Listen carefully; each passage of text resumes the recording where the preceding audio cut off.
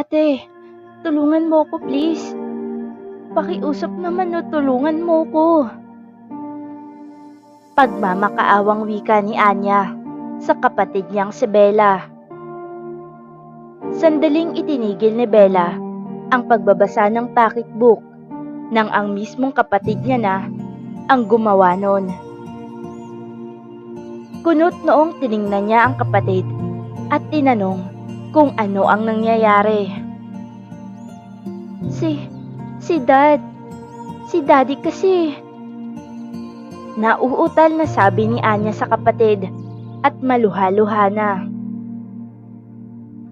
Teka, ano ba ang tungkol kay Daddy? Gusto niya akong ipakasal kay Matt. What? Sinong Matt ang sinasabi mo? Hindi na napigilang umiyak ni Anya sa harapan ng panganay niyang kapatid at sinabi nitong anak ng isang pobreng magpapalay lamang ang Matt na tinutukoy niya. Ewan ko ba kung ano ang nakain ni Daddy at naisipan niya akong ipakasal sa Matt na yun. Ate, pakiusap, tulungan mo ako. Ayoko pang magpakasal. Marami pa akong gustong gawin sa buhay. Hindi pwede. Hindi ka pwedeng ipakasal ni Daddy kung kani-kanino lang. Lalo na dun sa Matt na sinasabi niyang ni minsan ay hindi naman natin nakita. Tara, sumunod ka sa akin. Galit na wika ni Bella. At padabog ng tumayot, naglakad palabas ng silid. Ate, teka, saan ka pupunta? Takang tanong niya sa kapatid. Hindi sumagot si Bella sa tanong ng kapatid niya. Nag-aalalang sumunod na lamang si Anya sa kanyang ate, kahit na hindi niya alam kung saan ito pupunta. Nagulat siya nang makita niyang papunta sa balkonahe ang kapatid niya kung saan naroroon ang kanilang ama. Dad, pwede ba tayong mag-usap sandali? Tanong ni Bella nang makalapit sila sa kanilang ama. Abot-abot langit ang kabang nararamdaman ni Anya habang kaharap ang kanilang amang seryoso. Anong itatanong mo, Bella? Anito sa matikas na boses. Totoo ba? Totoo bang ipapakasal mo si Anya? Tumango ang kanilang ama at walang kagatol-gatol na nasabi niya na pala sa kapatid niya ang tungkol sa pinag-uusapan nilang ipapakasal siya kay Matt. Mukhang hindi na raw ito mahihirapang ibalita sa lahat ang tungkol sa pagpapakasal niya. Are you out of your mind, Dad? Talaga palang ipapakasal mo ang bunso kong kapatid sa isang taong estrangherong ni minsan ay hindi pa namin nakilala o nakita man lang. My gosh! Anong karapatan mong pagsalitaan mo ako ng ganyan, Bella? Baka nakakalimutan mo kung sino ang nasa harapan mo. Malakas na ang boses ng kanilang ama't namumula na ang pagmumukha na parabang aatakihin na ito ng alta presyon. Kung buhay lang sana si Mommy, hindi namin mararanasan ng gantong buhay. Una si Brenda ang ipinagkasundo niyong ipakasal dun sa maperang lalaking babaero. Sunod naman ako. Tapos ngayon pati ba naman si Anya? Pwede bang hayaan niyo na lang si Anya? Hayaan niyo siya kung anong gusto niya sa buhay niya. Hindi napigilang saad ni Bella. Isang malakas na sampal ang dumapo sa kaliwang pisngi ni Bella na siyang ikinagulat naman ni Anya. Gagawin ko ang gusto at kung ano ang nararapat sa inyong tatlong magkapatid. Kaya tigilan mo ako dyan sa kaartehan mo, Bella. Bumalik na kayo doon sa silid ninyo. Ngayon na. Galit na utos ng kanilang ama. Wala na ngang nagawa ang magkapatid kundi pikit matang bumalik sa kanilang silid. Nang makapasok na sila sa silid, ay doon bumuhos ng tuluyan ang luha ni Anya. Base sa reaksyon at galit ng kanilang ama, ay wala na nga talaga silang magagawang magkapatid. Isang gabi, nadatnan siya ng kapatid niyang si Bella na nag-eempake ng mga gamit. Nag-aalalang tinanong siya nito kung bakit siya nag-eempake. Dahil sa malapit siya sa kapatid niya, kaya't hindi na siya naglihim pa dito tungkol sa naiisip niyang gawin. Teka lang, Anya. Sigurado ka na ba sa desisyon mo?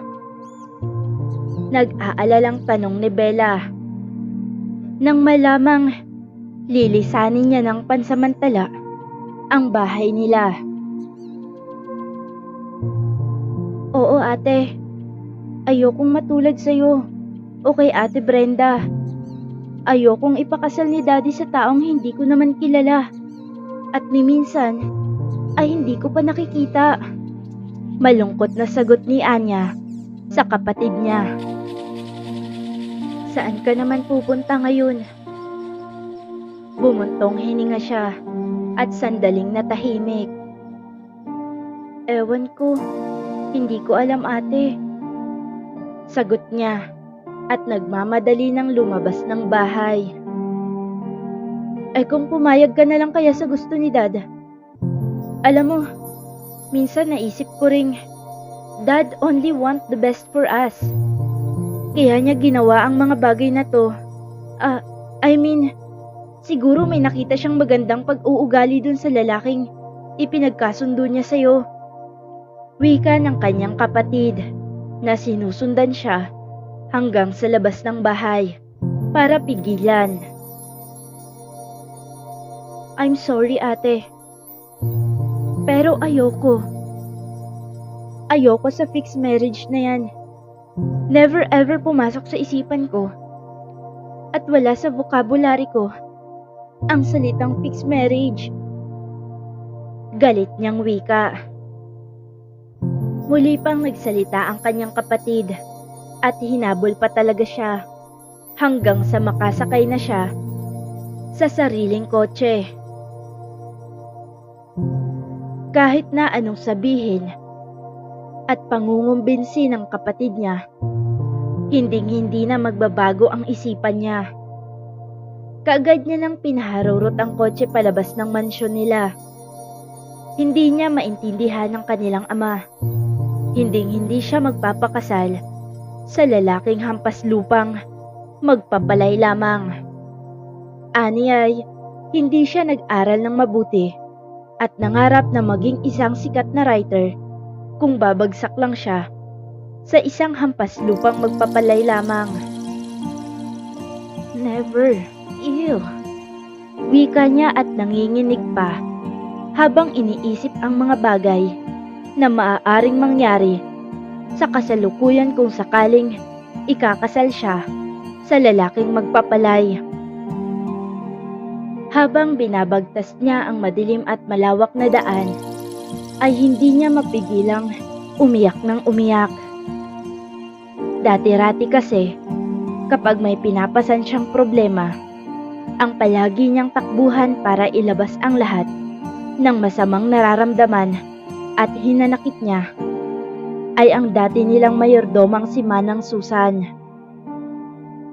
Kaya nga lang, simula noong umalis na ito, noong nag-edad siya ng 17, ay wala na siyang balita dito. Sana kung kasama lang kita, Manang Susan. Di sana'y may masasabihan ako ng problemang dinadala ko. Sambit niya at muli na namang nangingilid ang mga luha sa mata. Walang direksyon ang pinupuntahan niya. Wala siyang pakialam kung saan man siya mapadpad. Siguro kahit na makarating man siya sa kadulo-duluhan ng mundo, ay wala siyang pakialam. Ang mahalaga ay makalayo siya sa kanyang amang makasarili. Galit ako sa iyo, Dad.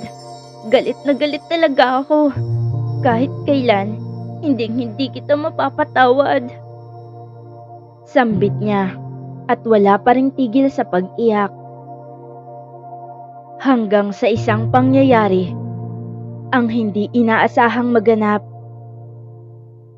Napasinghap at napasigaw na lamang siya nang sa pagliko niya ng daan ay may nakasalubong siyang malaking sasakyan. Huli na para iiwas niya ang minamanehong sasakyan.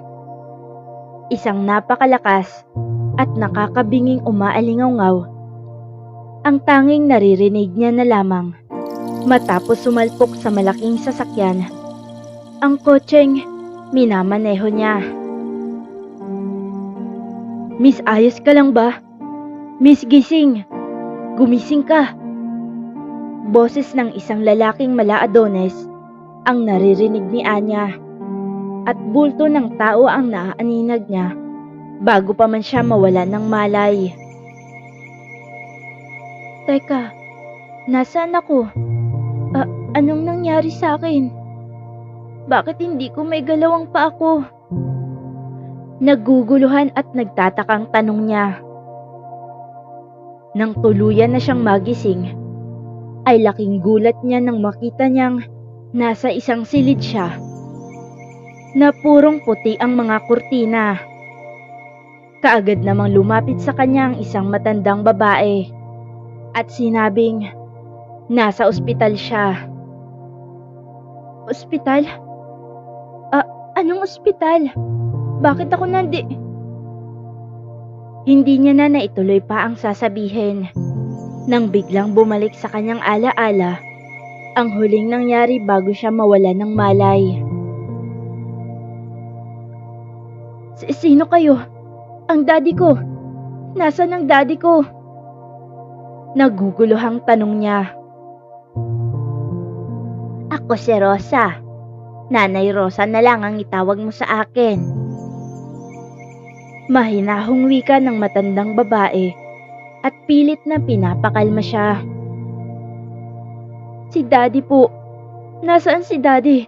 Wala ba siya? Ulit na tanong niya. Daddy? Pasensya ka na, iha. Pero kasi, noong makita ka ng anak ko, mag-isa ka lang at walang ibang kasama. Paliwanag ng matanda at sinabi kung ano ang buong pangyayari. Hindi matanggap ni Anya ang mga nangyari sa kanya, kaya naman nagsisisigaw siya at halos magwala na sa ospital. Nataranta naman ang matanda, kaya mabilis nang tinawag ang doktor. Makaraan ng ilang sandali, ay may doktor at nurse na ang nagmamadaling lumapit sa kanya at pilit na pinapakalma siya. Nagpupumiglas naman siya at nagsisisigaw na gusto niya nang umuwi. Iha, huminahon ka at baka mas lalo lang lalala ang sitwasyon mo. Wika ng doktor sa kanya. Tumigil na lamang siya sa pagwawala noong maramdaman niya na ang gamot na itinurok sa kanya ng doktor. Sa paglipas ng mga oras at noong magising na, ay bumalik na siya sa tamang wisyo at kung bakit nga pala siya nasa gitna ng kalsada noong gabing nangyari ang trahedya. Iha, gising ka na pala. May masakit ba sa'yo? Nagugutom ka ba? Nag-aalalang tanong ng matanda. Sandaling inalala niya kung sino ang matandang nasa harapan niya. Nanay Rosa, tama po ba? Mahinahong tanong niya. Oo, iha. Nanay Rosa nga ang pangalan ko.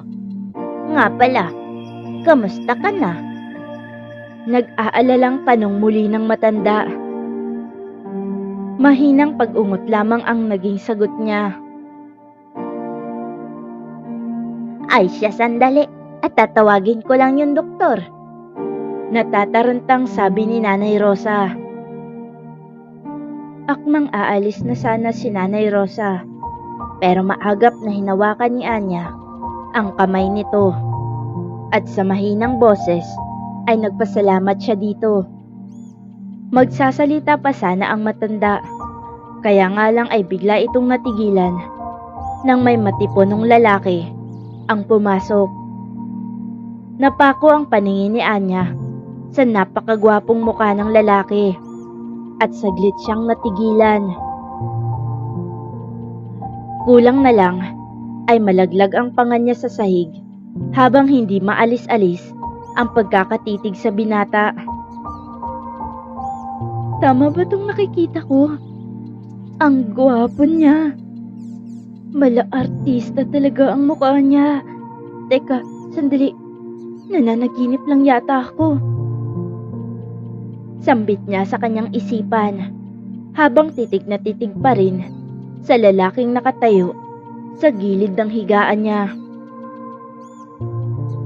Anak, nandito ka na pala. Siya nga pala, iha. Siya si Miguel, ang anak ko.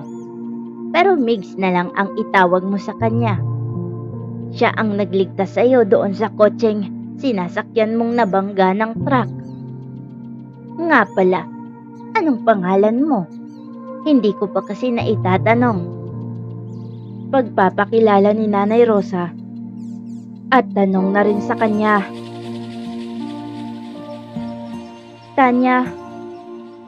Tanya Marie Sebastian ang pangalan ko. Pero Anya po ang palayaw ko. Mahinang sagot niya. Seryoso lamang ang lalaking nakatitig sa kanya. Maya-maya pa ay nabaling ang tingin ng lalaki sa pumasok na nurse. Makalipas ang 5 araw na pananatili niya sa ospital, ay pwede na siyang ilabas. Pagkalabas niya nga ng ospital, ay sa bahay siya ng binata dinala. Pansamantalang doon na muna siya mananatili habang nagpapagaling pa. Sa biyahe pa lang ay hindi na magkandamayaw sa pagkikwento si Nanay Rosa kung gaano kaganda ang lugar na tinitirhan nilang mag-ina.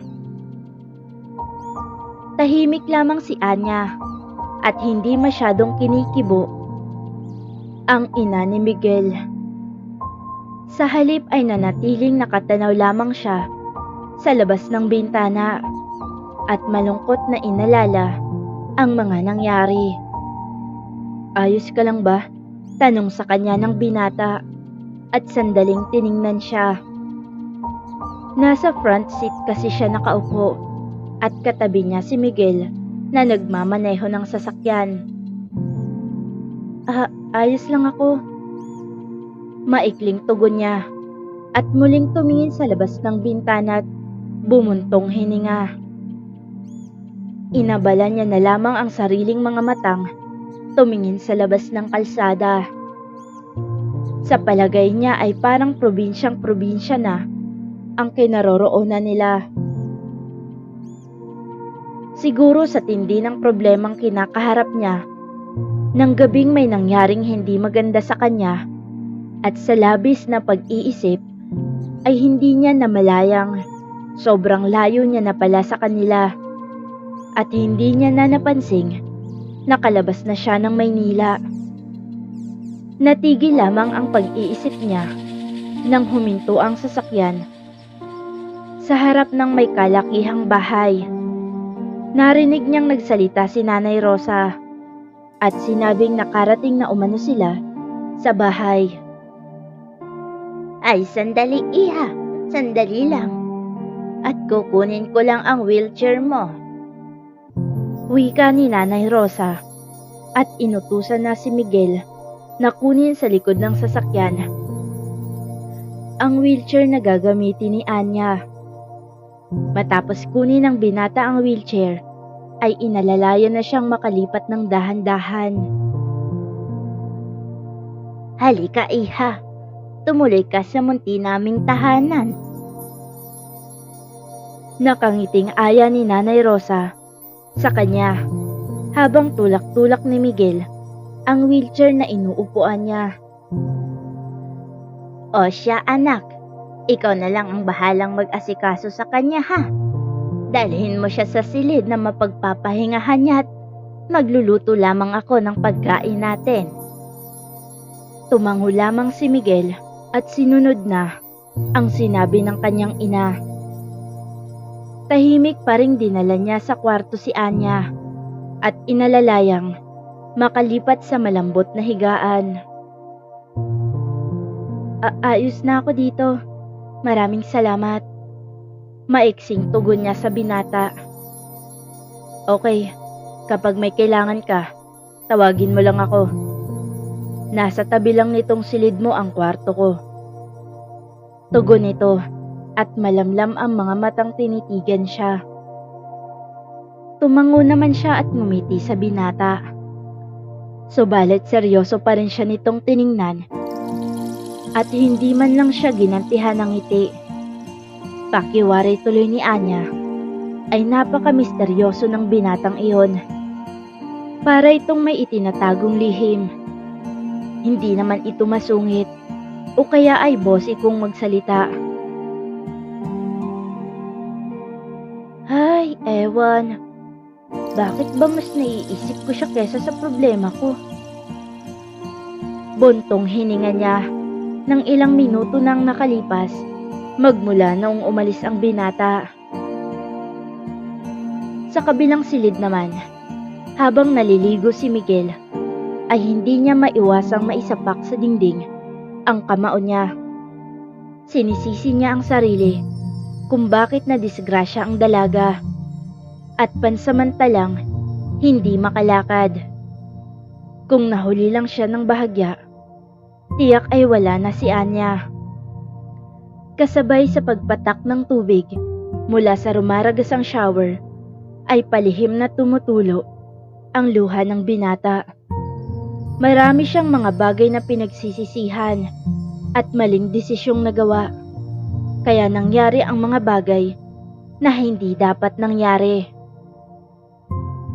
Matapos maligo at makapagbihis ay lumabas ng silid si Miguel para puntahan sa kusina at tulungan ng kanyang ina.